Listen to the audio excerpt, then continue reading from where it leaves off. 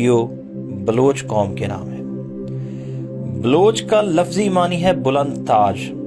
अब थोड़ा सा बलोच कौम की इब्तदा और इसके पसे मंजर पर थोड़ी सी रोशनी डालता चलूं। बलोच नस्लन अरबी हैं। बलोच को मुख्तलिफ अदवार में मुख्तलिफ कौमों ने बाल, बलोस, बलोस, बऊस, बिलोस और बलोच लिखा और इस्तेमाल किया। अहले बाबल अपने कौम देवता को बाल यानी बाल अजीम कहा करते थे। यूनानियों ने इसे बेलोस लिखा। पुराने दौर में लफ्ज बलोच को बलौस और बिलोस लिखा जाता था। अरब इसे ब्रूज, बलूस और बलोच अदा करते थे और ईरानी इसे बलोच लिखते और बोलते थे। हमारे यहाँ लफ्ज बलोच फारसी से मशहूर हुआ। बलोच कौम की एक नज़म से बलोच अपनी नस्ल हजरत हमजा से मिलाते हैं। बलोचों की तारीख हकीकत में इनके पहले सरदार मीर जलाल खान से शुरू होती है। बलोच कौम के मुताबिक सरदार मीर जलाल खान का शजरा हजरत हमजा से मिलता है, जो नबी पाक सल्लल्लाहु अलैहि वसल्लम के चचा और सैयद शुहदा थे। हजरत हमजा की कुनियत अबू अमारा, अबू याला और लक़ब सैयद शुहदा था।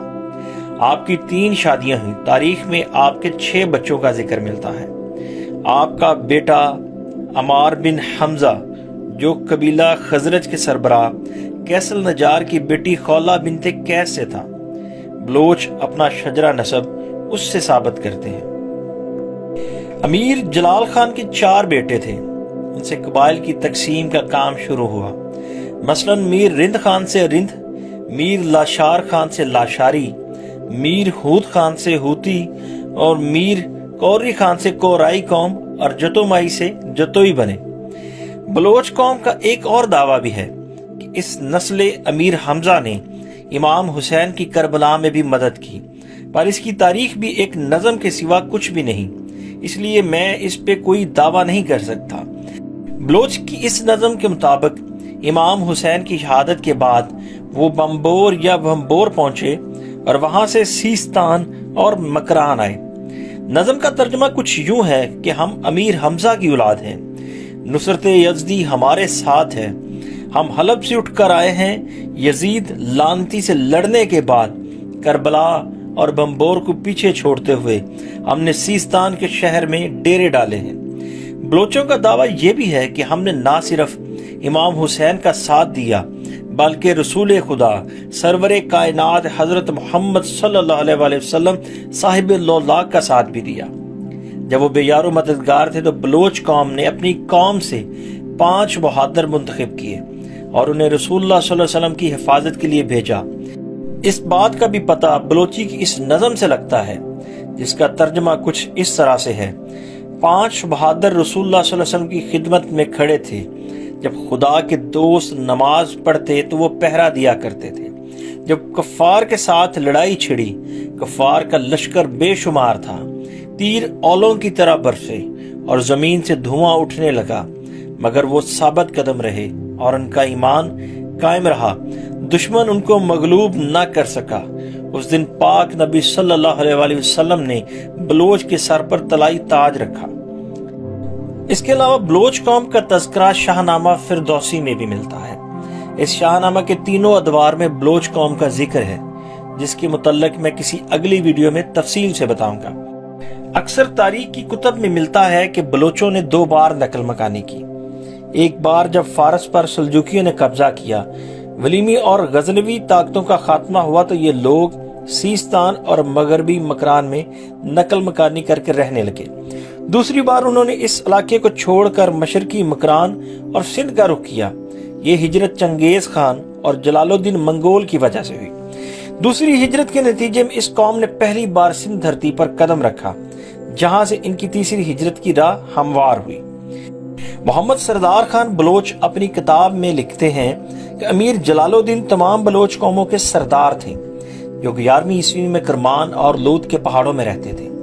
बलोच रवायात इसी सरदार से शुरू हुई। इनके 4 बेटे, जिनसे 4 कबाइल वजूद में आए, रिंद, कोराई, लाशारी और हूद। रिंद के एक बेटे अमीर शहेक से एक नामवार सपूत ने जन्म लिया, जिसको दुनिया मीर चाकर या चाकर आजम के नाम से जानती है। میر چاکر کے متعلق تفصیلی تذکرہ اس ویڈیو میں ممکن نہیں، لیکن میں تھوڑا سا مختصر میر چاکر کا تعارف کرواتا چلوں گا۔ میر چاکر کا دور بلوچ قوم کی تہذیب و تمدن، ثقافت اور عروج کا دور تھا۔ میر چاکر ایک بہت ہی بہادر انسان تھا۔ وہ نہ صرف اپنے بہادر دوستوں بلکہ اپنے بہادر دشمنوں کی بہت قدر اور تعریف کیا کرتے تھے۔ وہ کہتے تھے کہ بہادروں کا انتقام مجھے بہت پیارا ہے، جو میرے اونچے قلعوں پر حملہ کرنے کی ہمت رکھتے ہیں۔ میر شیخ کی انتقال کے بعد میر چاکر پوری بلوچ قوم کے سردار بنے۔ تاریخ میں ملتا ہے کہ میر چاکر اپنے قول کا بہت پکا انسان تھا۔ اس نے ایک عورت گوہر کو پناہ دی اور پھر اس کی حفاظت کے لیے سر کی بازی لگا دی، اور اپنے ہی بھائیوں لاشاریوں سے 30 سال تک جنگ لڑی، جس نے چاکروں اور لاشاریوں کے بڑے بڑے سورماؤں کو مٹی کی آغوش میں سلا دیا، جس میں میر چاکر کے 2 بھائی بھی شامل تھے۔ بلوچ قوم میں جھوٹ کو گناہ مانا جاتا ہے، بقول امیر چاکر کے کہ سچ بولنا بلوچوں کا شیوا ہے اور جھوٹ ایمان کو کمزور کر دیتا ہے۔ بلوچی بلوچ قوم کی قومی زبان ہے، اور یہ زبان پاکستان میں بلوچستان کے علاوہ جہاں جہاں بلوچ قوم آباد ہے بولی جاتی ہے۔ اس کے علاوہ سیستان، کردستان، خلیج فارس کی ریاستوں میں بھی بلوچی بولی جاتی ہے۔ بلوچی ادب کو 3 ادوار میں تقسیم کیا جاتا ہے۔ پہلا رند دور جو 1430 سے 1600 تک رہا، تیسرا قوانین کا دور جو 1600 سے 1800 تک رہا، اور تیسرا دور 1800 میں برطانیہ کی آمد سے شروع ہوا اور 1947 میں تمام ہوا۔ چوتھا موجودہ دور جس کا آغاز قیام پاکستان سے ہوا۔ بلوچ قوم میں بہت سارے شعراء نے جنم لیا، جن میں سے چند کے نام میں بول رہا ہوں۔ میر چاکر خان رند، میر بیورخ رند، سردار گورہام لاشاری، میر ریحان رند، خان عبداللہ خان۔ بلوچ میں ویسے تو بہت سارے قبیلوں سے قبیلے بن گئے ہیں، پر چند مشہور قبیلوں کا میں ذکر کرتا چلوں۔ رند، لاشاری، جتوئی، مینگل، مری، بلیدی، بگٹی، ریسانی، کیلانی، میروانی، کرد، جعفری بلوچ، میرالی، جمالی، روکانی، ہوتی اور زرداری وغیرہ۔ بلوچ ایک غیور اور بہادر قوم ہے، اور پاکستان میں بسنے والے سب اپنے پاکستان سے بہت پیار کرتے ہیں۔